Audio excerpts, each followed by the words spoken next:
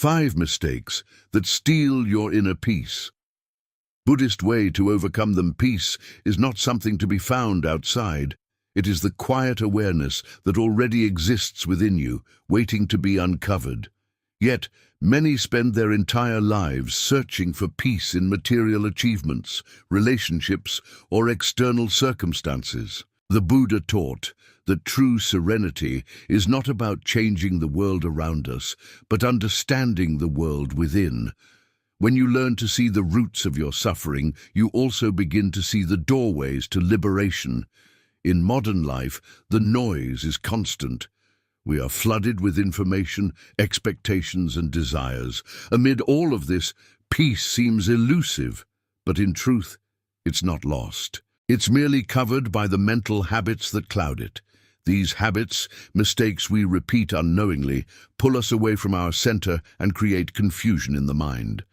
This reflection is not about blaming yourself for these mistakes. It's about awakening to them with compassion. Awareness is the first step toward transformation. Once you see what steals your inner peace, you can begin to reclaim it, moment by moment, breath by breath. Let us explore together the 5 most common mistakes that rob us of our calm and the Buddhist ways to overcome them. The mistake of resistance. Fighting what is one of the greatest sources of inner turmoil is resistance, the constant mental war against what already exists. The Buddha said, "What we resist persists." Now, when we fight the present moment, we create suffering, not because of the situation itself, but because of the mind's refusal to accept it. Imagine holding a rope tightly during a tug of war. The harder you pull, the more pain you feel in your hands. Resistance is just like that. The more we struggle against reality, the more we hurt ourselves. We think that if we resist something unpleasant, it will go away faster. But resistance strengthens what it opposes. Acceptance, on the other hand, dissolves it. In Buddhism, acceptance does not mean passivity. It means seeing clearly without judgment.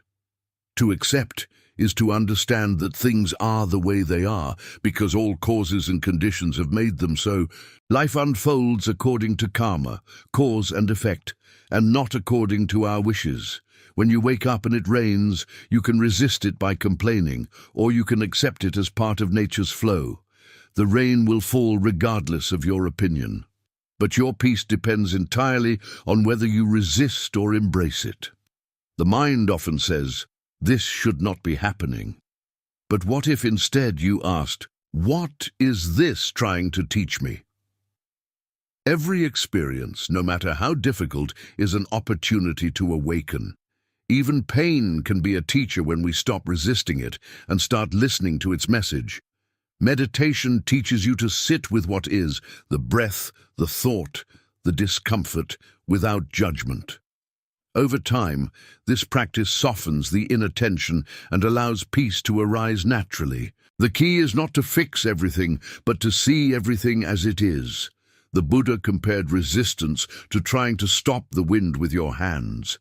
The wise do not chase or fight reality. They flow with it, like water around a rock. In that flow lies freedom.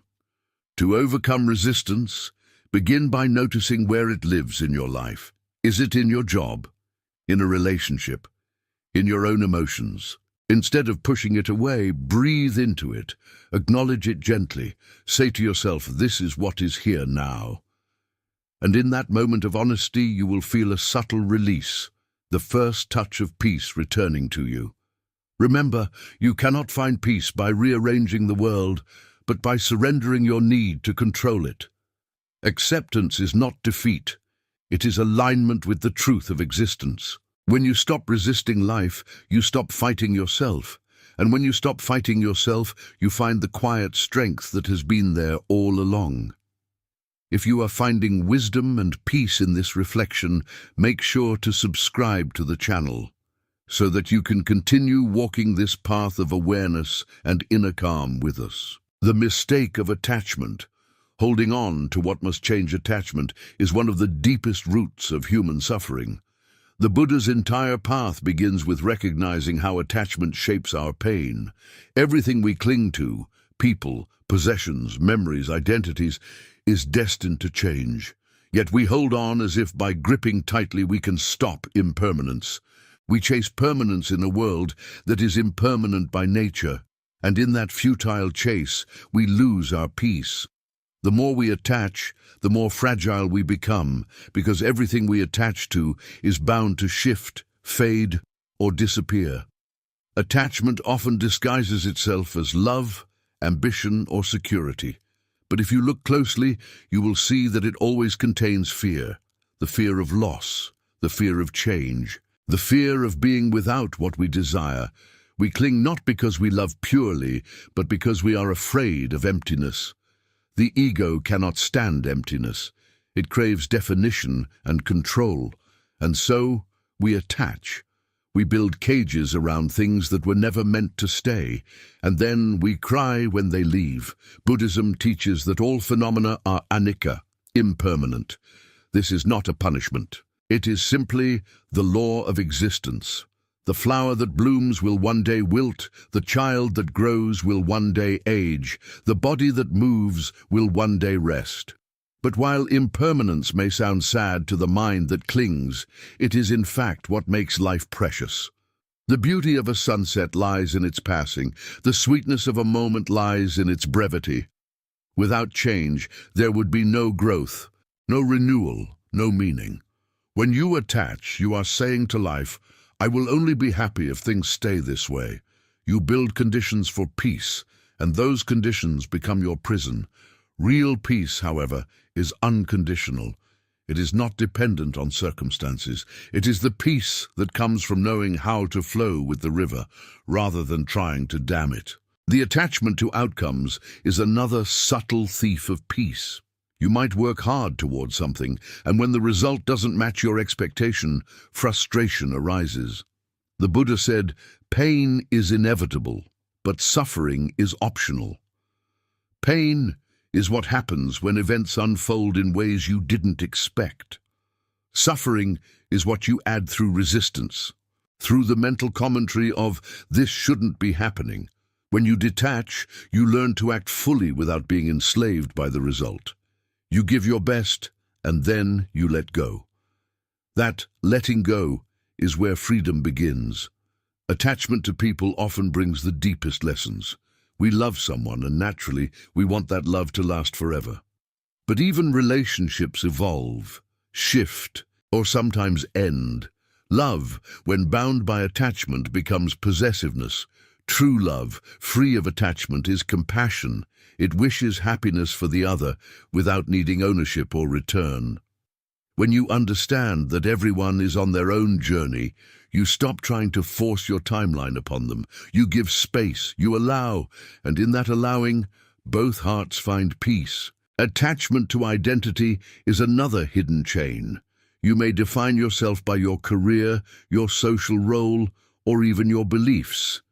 When those things are threatened or lost, you feel that you are losing yourself. But who are you really, beyond the labels and forms? The Buddha invited us to look deeply into the illusion of self, to see that what we call I is constantly changing. The person you were 10 years ago is not who you are now. Your thoughts, feelings, and body have transformed countless times, yet there is something beyond it all, a silent awareness that observes the changes without being changed. That is your true nature. To recognize it is to taste peace that cannot be taken away, because it does not depend on any form. In daily life, attachment often appears in small ways, craving approval, holding grudges, fearing rejection. You cling to how others see you, or to the idea that things must go according to your plan. You replay past events, trying to rewrite them in your mind. But no amount of mental rehearsal can undo what has already passed. The past is a shadow, it cannot be grasped. The future is a mirage. It cannot be controlled, only the present is real. To live in the present is to loosen the grip of attachment, to breathe freely again. Mindfulness is the key that unlocks this door.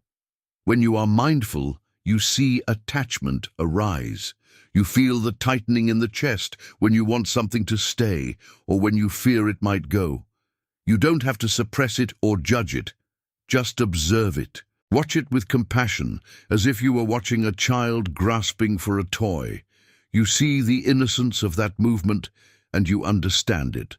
Slowly, awareness melts attachment, not by force, but by understanding. When you truly see that nothing can be held, you stop trying to hold. You begin to appreciate instead. Appreciation is love without clinging. It honors impermanence instead of denying it. There is a story in Buddhist tradition about a monk who carried a precious cup. He cherished it, but one day his teacher said, "To me, this cup is already broken." The monk was puzzled. The teacher explained, "Because I know it will break one day, I can enjoy it fully now. When it breaks, I will smile, for I already saw its fragility." This is wisdom. When you accept the impermanence of all things, loss cannot break you, because you have already accepted the truth. Everything that comes will one day go. But peace remains when you stop expecting things to stay. Letting go is not giving up. It is the courage to trust life's rhythm.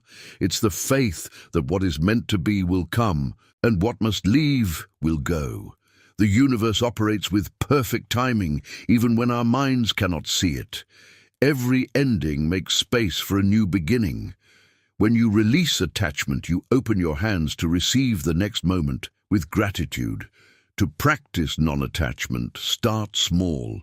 Notice where you hold on in daily life. Maybe it's checking your phone for messages, worrying about what others think, or replaying conversations in your mind. Each time you catch yourself clinging, take a deep breath. Ask, "Can I let this go, even for a moment?" You will feel a space open inside you, a space where peace lives. That is the beginning of freedom. Another way to loosen attachment is through generosity. When you give, you are training the mind to release. You realize that your happiness does not come from possessing, but from sharing. The act of giving dissolves the illusion of separation and connects you to the flow of life. It reminds you that nothing truly belongs to you. Everything is passing through. Even thoughts and emotions can be attachments. We hold on to stories about who we are, to our pain, to our victories. But if you watch the mind, you'll see that thoughts are like clouds passing through the sky. The sky never clings to the clouds. It remains vast and open. You are the sky, awareness itself, not the temporary shapes that drift within it. To remember this is to rest in peace. It is often said that suffering is the distance between what is and what we wish it to be. The smaller that distance, the more peace we feel. Detachment bridges that gap. It teaches us to accept that life is not a possession but a process. Everything changes, everything flows. And when we move with that flow instead of against it, we discover serenity in the heart of impermanence. The Buddha once compared attachment to grasping a hot coal. You may pick it up thinking it will help you, but it only burns you. Letting go of attachment doesn't mean abandoning love, work, or joy. It means holding them gently, knowing they are transient. You can still love deeply, work passionately, and live fully, but without the burden of needing to control the outcome. That is the essence of detachment: full engagement, zero control. In relationships, non-attachment brings healing. When you let go of the need to make someone act a certain way or stay a certain way, you give love the freedom to breathe.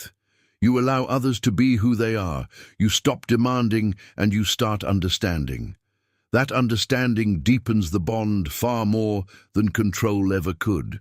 Love rooted in freedom is the only love that lasts because it grows from awareness, not fear. Letting go can be painful at first because the ego equates detachment with loss. But what actually happens is expansion. When you stop clutching one thing, your hands open to everything. You realize that nothing is missing, because peace does not depend on possession. The heart that lets go discovers the vastness of life itself. Meditation on impermanence is one of the most powerful Buddhist practices. Sit quietly and reflect. Everything I see, feel, and experience will one day pass. Do this not to create sadness, but to awaken appreciation. When you see that every moment is fleeting, you cherish it more deeply. The flower becomes more beautiful because you know it will fade. The laughter of a loved one becomes more precious because it will not last forever. Impermanence teaches us gratitude, and gratitude opens the gate to peace. To live without attachment is to live in harmony with reality. It means being fully present in each experience, knowing it will pass, and yet giving it your whole heart while it lasts. The rain falls, the sun shines, seasons come and go, and so do the moments of your life. Peace is not found in trying to hold them, it is found in dancing with them. When you look at your life now, ask yourself, what am I clinging to that is causing my suffering? Is it a relationship, a dream, a version of myself, a belief about how things should be? Then gently loosen your grip. You don't have to let go all at once. Even the intention to release begins to dissolve the chains. Each breath of awareness is an act of letting go. You might discover that what you feared losing was never truly yours to begin with. The only thing that is truly yours, the only thing that cannot be taken, is the awareness that sees it all. When you rest in that awareness, you find peace that cannot be disturbed. Detachment is not coldness. It is the highest form of love because it honors the freedom of all beings. It says, I love you, but I do not need to possess you. I cherish this, but I do not need it to complete me. That is liberation. When the heart no longer depends on external things for happiness, it becomes unshakable. This is the peace the Buddha spoke of. The stillness that remains even when everything around you changes. To let go is not to lose. It is to gain clarity, to regain yourself. You stop living as a prisoner of desires and start living as the witness of life's sacred flow. You move from fear to trust, from grasping to grace. If you are learning to free yourself from the chains of attachment, if these teachings are helping you reconnect with your inner stillness, take a moment now to subscribe to the channel. By doing so, you continue this path of awakening and ensure that more wisdom like this finds its way to you, guiding you toward the deep peace that you already carry within. The mistake of control, trying to force life to obey your will. The human mind has an almost irresistible urge to control. It wants to control the outcomes, the pace, the people, and even the emotions that arise within. Yet control, while appearing to be a form of strength, is often the very cause of suffering. The Buddha's teachings remind us that the need to control comes from illusion, the illusion that we can bend reality to fit our desires. But reality does not bend, it flows. The more we try to dominate life, the more we disconnect from its natural wisdom. Control is rooted in fear. When we feel unsafe, uncertain, or powerless, we reach out for control, like a drowning person grasping for a floating piece of wood. It gives us the illusion of stability, yet that very grasp tightens the chains of anxiety. The more we try to manage every detail, the more anxious we become, because life, by its very nature, cannot be fully managed. The only true stability comes from surrender, from trusting the unfolding of life even when we cannot see the end. Imagine the river. You can try to swim upstream against its current, but you will exhaust yourself. Or you can surrender to its flow and let it carry you. Both paths exist, but only one brings peace. The mistake of control is believing that if we push harder, if we plan better, we can make everything align with our will. But even the strongest swimmer cannot stop the river. And when we finally accept that, we begin to understand what freedom truly means. Control often shows up in subtle ways. It can be the way we try to change someone's opinion, the way we replay conversations to rewrite the past, or the way we project fears into the future, trying to secure certainty. We create mental lists, expectations, and strategies to keep things under control. Yet no matter how perfect the plan, life always has its own rhythm. And when it moves differently from our script, frustration and suffering arise. The Buddha's wisdom is clear. Suffering arises not from what happens, but from how we relate to what happens. When the mind demands control, it resists life as it is. But when the mind lets go, acceptance takes root and peace follows. In meditation, control becomes visible. You sit quietly, intending to be still. And almost immediately the mind begins its rebellion. Thoughts rush in, emotions arise, the body feels restless. The instinct is to fight them, to force silence. But the more you force, the louder the mind becomes. The true art of meditation is not to control the mind, but to observe it. You watch the thoughts as clouds passing through the sky. You do not grab them, you let them drift.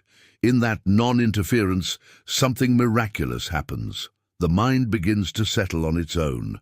Peace is not achieved by control. It blossoms from understanding. When you try to control everything, you are essentially saying, "I do not trust life."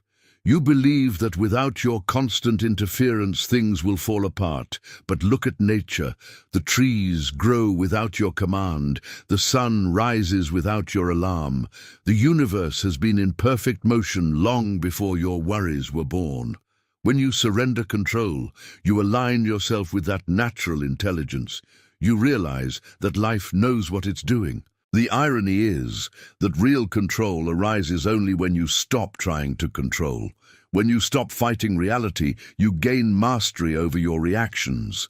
You cannot control the wind, but you can adjust your sail. You cannot stop the storm, but you can choose how to move within it. The wise person learns to act without attachment to the outcome, to engage fully with life, but without the illusion of total command. Trying to control others is another trap. You may believe that if people would just behave the way you expect, everything would be peaceful. But others have their own paths, their own lessons, and their own timing. You can influence with kindness, but you cannot dictate growth. When you stop trying to control others, relationships transform. You listen more deeply, love more freely, and suffer less. You replace manipulation with compassion, and in doing so, you give both yourself and others the freedom to grow naturally. The same applies to emotions. Many people try to control their feelings, to suppress anger, hide sadness, or deny fear. But control over emotion often turns pain into suffering. Emotions are like waves. If you try to stop them, they will crash harder. If you let them rise and fall, they dissolve on their own. To observe an emotion without trying to control it is to disarm its power. You see that feelings come and go, and what remains constant is the awareness that witnesses them. That awareness is who you truly are, untouched, peaceful, infinite. The illusion of control extends even to spirituality. People meditate to achieve peace or practice compassion to become enlightened. But the more we turn spiritual practice into a means of control, the more we distance ourselves from its essence. The Buddha never taught meditation as a technique for control. He taught it as a path to understanding. Enlightenment is not about controlling the mind. It's about realizing the mind's nature. The moment you stop forcing silence, silence reveals itself. Why, then, is letting go of control so difficult? Because the mind equates control with safety. It fears uncertainty. Yet uncertainty is the very fabric of life. It is where growth happens, where transformation begins. When you accept uncertainty, you begin to see it not as chaos but as freedom. The unknown is not your enemy, it is your teacher. Every breath is a reminder that you are not in control. Your lungs fill and empty without your command. Life breathes through you. You are not the controller of life. You are its expression. The Dhammapada says, the mind is fickle, restless, difficult to guard. Trying to control it is like trying to catch the wind in your hands. The wise approach is not to chase the wind, but to stand still and feel it. In that stillness, you become one with it. The same is true of life. You cannot control the river, but you can learn to flow with it, to trust its current even when you cannot see where it leads. To overcome the mistake of control, practice surrender, not as resignation, but as confidence in life's intelligence. Surrender means saying, I am willing to let things be as they are. I will act wisely, but I will not demand that life obey my will. This surrender is not weakness. It is the highest strength. It requires courage to stop fighting reality. But when you do, you discover that reality was never against you. It was only waiting for your cooperation. In your daily life, notice where control appears. Maybe you feel anxious when plans change, or frustrated when someone acts differently from your expectations. In those moments, pause. Take a breath. Ask yourself, what if I didn't need to control this? What if I trusted life here? That single question can dissolve years of tension. Surrender also means allowing yourself to be human. You do not need to control every emotion, every reaction, or every outcome. Allow yourself to make mistakes, to feel, to learn. The path is not about perfection, it's about awareness. Control demands perfection. Awareness embraces truth. The more you let go, the lighter you become. You realize that peace has nothing to do with fixing life and everything to do with accepting it. The Buddha described this as the middle path, neither clinging nor resisting, neither forcing nor avoiding. When you walk this path, you move with balance. You respond to life rather than react to it. Consider a gardener. They plant the seed, water it, give it sunlight, but they cannot control the growth. They cannot force the flower to bloom faster. They can only nurture the conditions and trust the process. Life is the same. You do your part, then you step back. You let go of the outcome. And in that letting go, you create the perfect space for life to unfold. Sometimes, life takes you in directions you did not choose. The ego calls it chaos, but the soul calls it redirection. What if every detour was part of the journey? What if control was never necessary because what is meant for you cannot be lost? When you start to live from this trust, anxiety loses its grip. You no longer wake up fearing what might go wrong. You wake up curious about what will unfold. There is profound peace in admitting, I don't know. The mind resists those words, but the heart relaxes into them. You don't know what tomorrow holds, and that's okay. The unknown is where all miracles happen. Control closes the door to miracles. Surrender opens it wide. When you release the need to control, something shifts. You begin to notice the subtle beauty in each moment. You listen instead of planning your next response. You walk slower, breathe deeper, love freer.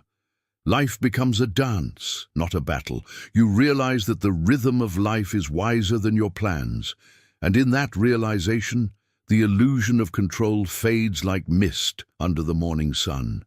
This doesn't mean you stop acting or caring. It means you act from wisdom, not from fear. You plan without being attached to the plan. You move forward, but you let go of the obsession with results. You trust that what is meant for you will meet you at the right time. You understand that forcing things rarely creates peace. Allowing things always does. When control disappears, what remains is faith. Not blind faith, but a living trust in the intelligence of existence. You begin to see that even the moments of difficulty are part of your unfolding. The challenges that once made you tighten your grip now invite you to open your hands. You see that life was never asking you to dominate it, only to dance with it. And in that dance, you discover something remarkable. Everything you once tried to control begins to align naturally. The relationships that were tense soften, the plans that once failed begin to flow, the heart that was restless becomes calm. It was never control that created order, it was harmony. So let this truth settle deeply within you. You don't need to control life. You only need to participate in it fully with awareness, trust, and love. Control is the voice of fear. Surrender is the song of wisdom. Choose the song. If this reflection helps you see life differently, if it reminds you to release your grip and trust the flow of existence, take a moment to subscribe to the channel. Together, we continue to walk the path of awareness, learning to let go of control and live in the freedom that only acceptance can bring. The mistake of comparison, losing peace by measuring your life against others. Comparison is one of the most subtle and destructive habits of the mind. It appears harmless at first, a quick glance at what others have, how others live, what others achieve, but soon it grows into a silent war within you. The Buddha taught that envy and comparison arise from ignorance of one's true nature. When you compare yourself with others, you forget who you are. You start to measure your worth not by your being, but by what you see outside. This illusion separates you from peace because it makes you chase shadows instead of truth. From an early age, society trains us to compare. We are told to be better than others, to win, to rise higher. But the problem is not ambition. It is attachment to measurement. Every time you measure, you divide. You place yourself either above or below others, and both are forms of suffering. If you feel superior, pride poisons your heart. If you feel inferior, shame corrodes your joy. True peace exists beyond both pride and shame. It arises when you realize that life is not a competition. It is a journey unique to every being. The Buddha said, "There is no path to peace. Peace is the path." And that path looks different for everyone. When you compare, you step off your own path and start walking someone else's. You abandon your authenticity for imitation, and imitation always leads to emptiness. The tree does not look at the flower and wish to bloom like it. The river does not envy the mountain. Each exists in harmony with its nature. Only the human mind believes it must be something else to be valuable. Comparison steals your gratitude. It makes you blind to what you already have. Instead of seeing abundance, you see lack. You begin to believe that peace, love, or happiness lies somewhere else, in another person's success, in another lifestyle, in another destiny. But everything you admire in others already exists as potential within you. You suffer not because others have more, but because you forget that you already have enough. This habit of comparison feeds the restless mind. The more you compare, the more you want. And the more you want, the less you rest. The mind becomes a marketplace of desires, constantly scanning for what it doesn't have. Every time you look outward for validation, you strengthen the illusion that peace is something to be gained rather than discovered. The Buddha's way is the opposite. Turn inward. See the source of your peace within your own awareness, not in external reflections.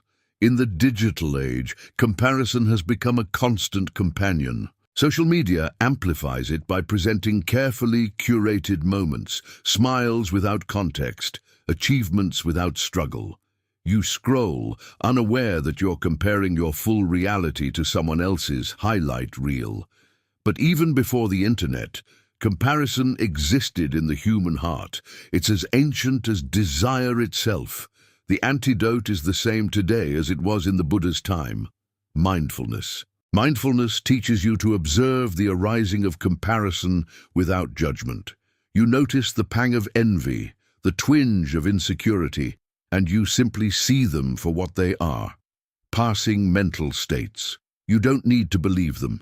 The more you observe without reacting, the weaker their hold becomes. When you realize that comparison is just another thought, not the truth of who you are, it loses its power. Every being walks a different karmic path. The Buddha explained that our lives unfold according to countless causes and conditions, past actions, current intentions, collective energies. To compare your chapter 5 with someone's chapter 20 is to ignore the mystery of your own journey. You cannot know what lessons your soul is meant to learn or how far another has traveled to reach where they are. Each soul's timing is perfect. Consider the lotus, one of Buddhism's most sacred symbols. It grows in muddy water, yet blooms into pristine beauty. Some lotuses bloom early, others later, but each in its own time. The mud that surrounds them is not a curse, but a necessary condition for their growth. Likewise, the challenges in your life are not signs of inferiority. They are the soil of your awakening. To compare your mud with another's flower is to miss the wisdom of your own process. When you compare, you focus on appearance rather than essence. You see what is visible: wealth, beauty, status, but not the inner story of another's life. You cannot see their pain, their struggles, their silent fears. What looks perfect from afar often hides battles you could not imagine. Everyone carries their own cross, their own lessons. Comparison reduces the complexity of life to a shallow game of images. Wisdom restores depth. Gratitude is the medicine for comparison. When you turn your attention to what you already have, the heart relaxes. Gratitude reminds you that every breath is a miracle, every sunrise a gift.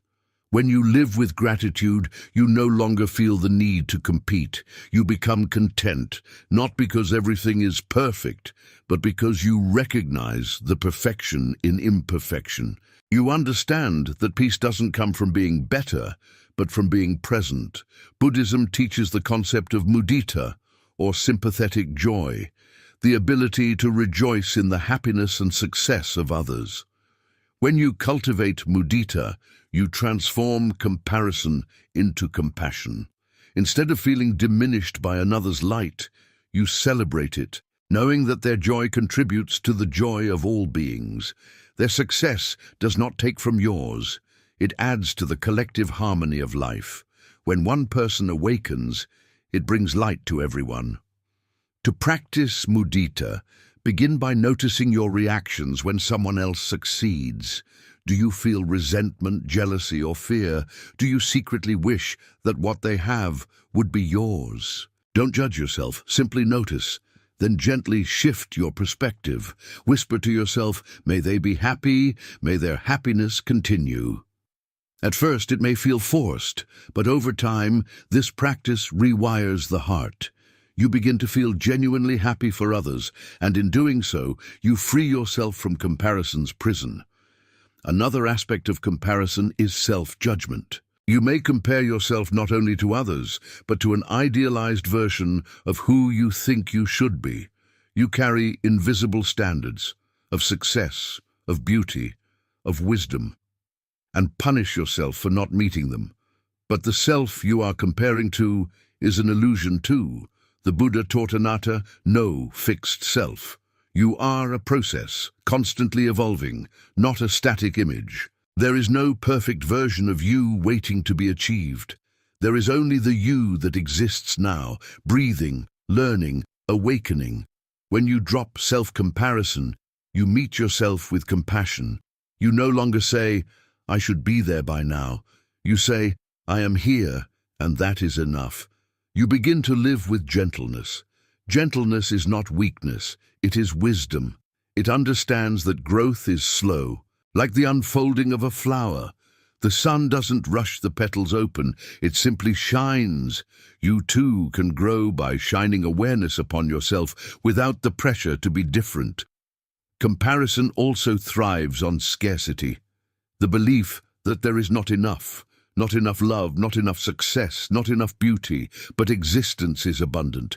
The sky does not run out of space for stars. One person's light does not diminish another's. The more you realize this, the more you see that competition is unnecessary. You are not in a race, you are in a revelation. The more you look inward, the less you compare outward. When you taste your own peace, you stop chasing others' versions of happiness. You stop asking, am I ahead or behind? Because you understand that there is no finish line. The journey itself is the destination. You see that peace is not found in being more than others, but in being whole within yourself.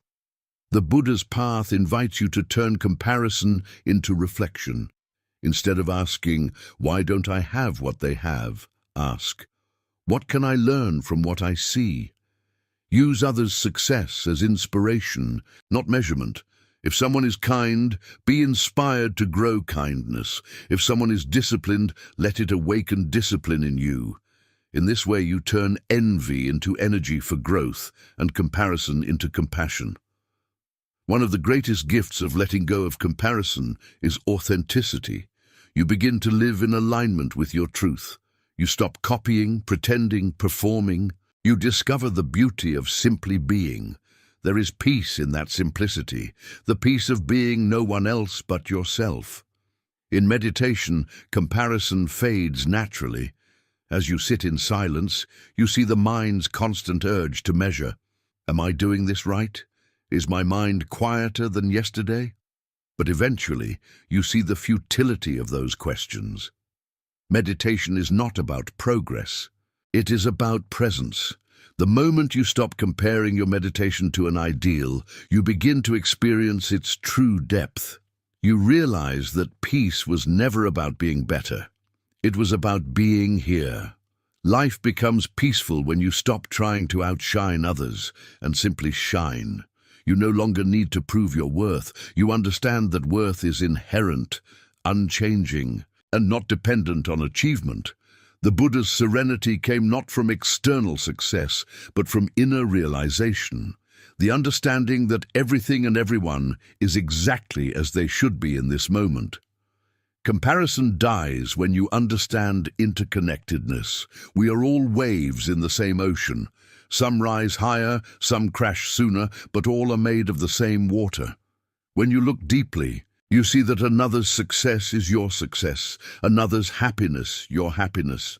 The illusion of separation fades, and peace arises from unity. So let this truth sink into your heart. There is nothing missing in you. The peace you seek by looking at others is already within. Your journey may look different. Your rhythm may be slower or faster, but it is sacred nonetheless. The only way to lose peace is to forget this truth. When you stop comparing, you start living. You walk your path with lightness. You look at others not with envy, but with love. You see beauty everywhere because you have found it within. You realize that peace is not a competition, it is communion. If this message reminds you to value your own path, to celebrate your journey rather than compare it, then take a moment now to subscribe to the channel. Together, we continue to explore the wisdom that frees us from comparison, helping us return to the simple truth that peace begins the moment we stop measuring and start being. The mistake of self-neglect, forgetting to nurture the inner life. One of the greatest paradoxes of human existence is that we often care for everything and everyone except ourselves. We chase goals, fulfill duties, and pour our energy into the external world, believing that by serving everything outside, we will find meaning within. Yet the more we neglect the inner life, the further we drift from peace. The Buddha taught that just as a lamp cannot light without oil, a life cannot shine without inner nourishment. Self-neglect is not selflessness. It is forgetfulness of the sacred within. When the mind is constantly turned outward, it loses connection to the still center that sustains it. You may accomplish much, earn respect, and seem successful, but inside there remains a quiet emptiness, a voice asking for attention, a longing for silence, a yearning for presence. This emptiness is not a flaw, it is a reminder. It is life whispering, "Come home." But instead of listening, most people drown that voice with distraction, activity, and noise. They believe that rest is laziness, solitude is loneliness, and stillness is waste. Yet the truth is the opposite. Rest restores clarity, solitude deepens wisdom, and stillness reveals who you are. Self-neglect often arises from misunderstanding. Many believe that caring for themselves is selfish, but selfishness and self-care are not the same. Selfishness comes from ignorance. It seeks only personal gain, blind to the suffering of others. Self-care arises from wisdom. It understands that you cannot give what you do not have. You cannot pour from an empty vessel. If you want to offer peace to the world, you must first cultivate peace within. The Buddha's compassion was vast because his heart was whole. To nurture yourself means to see your own being as sacred. It means remembering that you, too, are a part of the web of life that deserves kindness. Every act of self-care, a mindful breath, a moment of silence, a meal eaten with attention, becomes a prayer of gratitude to existence. It is not indulgence, it is alignment. When you honor your inner life, you align with the same rhythm that moves the stars and tides. But modern life teaches the opposite. It celebrates exhaustion as dedication and busyness as importance. People wear fatigue as a badge of honor, as if being constantly occupied proves their worth. They sacrifice sleep for productivity, presence for achievement, peace for performance. Yet when the mind and body are deprived of rest, the spirit dims. The Buddha compared the mind to a lute string. If it's too loose, it won't play. If it's too tight, it will snap.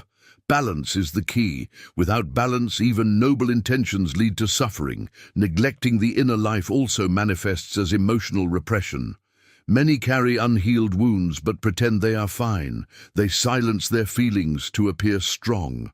But buried emotions do not disappear. They grow roots in the subconscious, shaping thoughts and behaviors in unseen ways. To heal, you must turn toward yourself with honesty. You must allow yourself to feel. The path of awakening is not about denying pain, but transforming it through awareness. When you sit quietly with your own sorrow without running away, you honor it. You say to your heart, I am here with you. In that gentle attention, healing begins. The Buddha taught metta, loving kindness, as an antidote to self-neglect. Metta begins with oneself. May I be happy, may I be healthy, may I be at peace. Only when love fills your own heart can it naturally radiate to others. This is not narcissism. It is the understanding that you are not separate from others. If you neglect yourself, you contribute to the collective imbalance of the world. If you heal yourself, you become part of the world's healing. Think of a tree. It offers shade, fruit, and oxygen to all beings, but only because its roots are nourished. If the roots dry, the tree cannot give. In the same way, your inner roots, your peace, mindfulness, and compassion must be watered regularly. Meditation is how you water them. Sitting quietly, even for a few minutes, allows the mind to return to its natural state of stillness. It's like a pond settling after being disturbed. The mud falls to the bottom and clarity returns. Many people say they have no time for meditation or self-reflection, but time is not the issue. Intention is. You always have time for what you truly value. The question is, do you value your peace enough to prioritize it? If you understood how precious the mind is, how every thought shapes your reality, you would care for it as tenderly as you care for a newborn. You would feed it with silence, rest, and truth. Self-neglect also takes the form of harsh self-criticism. The inner voice becomes an enemy, constantly judging, blaming, comparing. That voice says you are not enough, not wise enough, not strong enough, not good enough. The Buddha saw this clearly.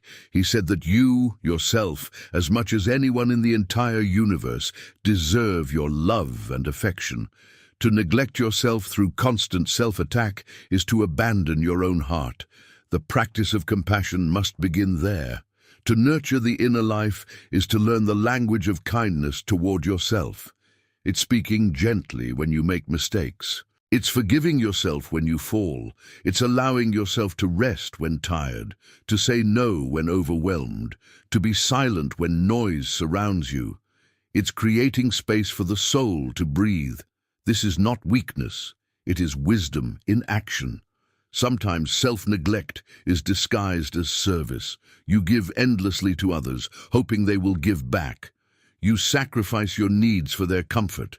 At first, this seems noble, but soon resentment grows. You start feeling invisible, drained, unappreciated. This is because true service must come from fullness, not emptiness. When you care for yourself, service becomes joyful rather than burdensome.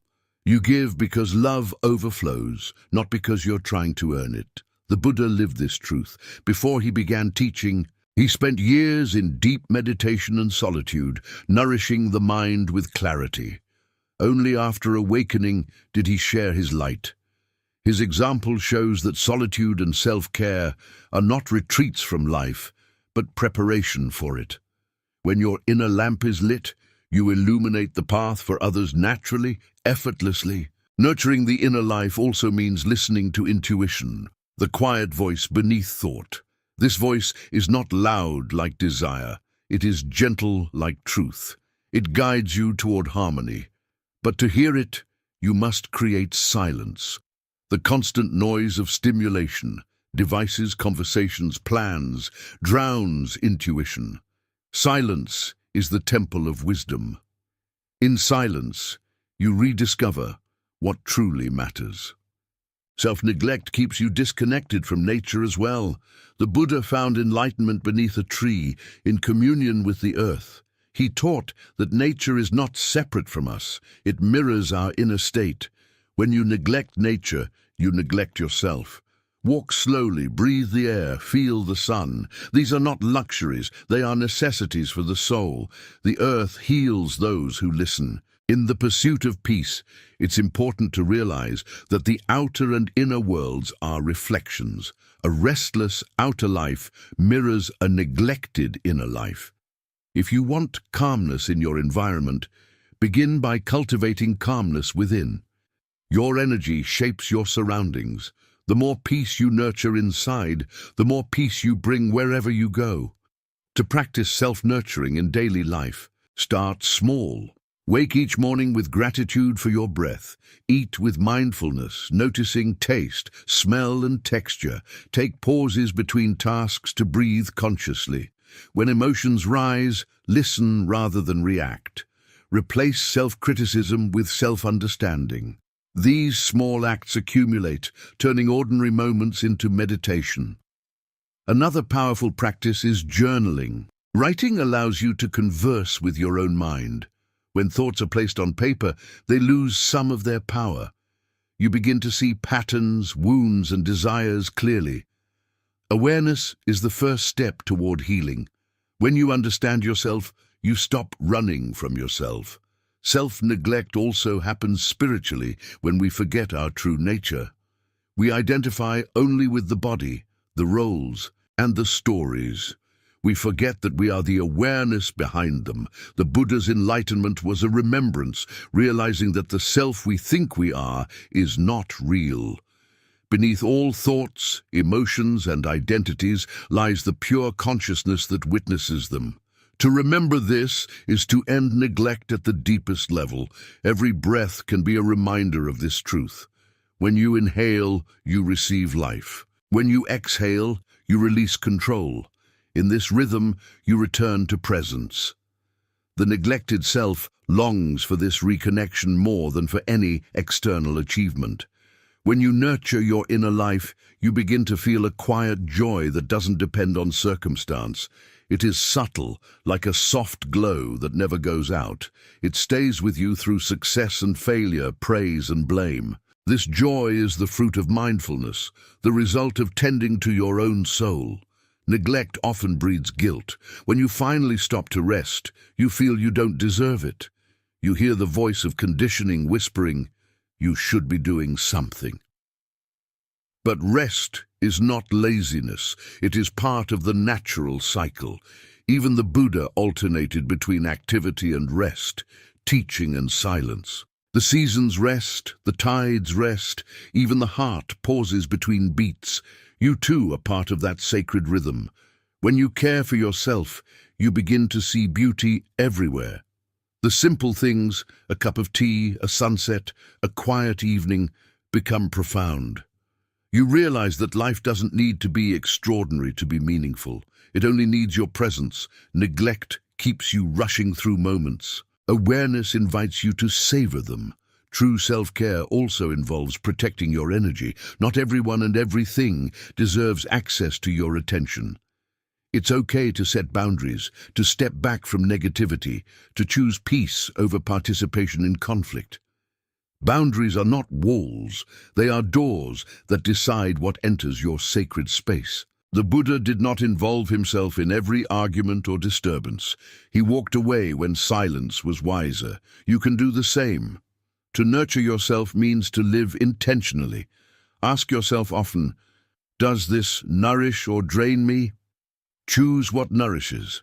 Food, thoughts, people, actions. Let go of what depletes. Peace is not found by adding more, but by removing what no longer serves. Simplicity is a form of self-care.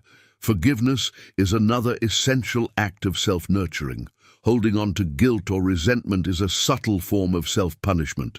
When you forgive, you free both yourself and others. Forgiveness does not mean approval, it means release.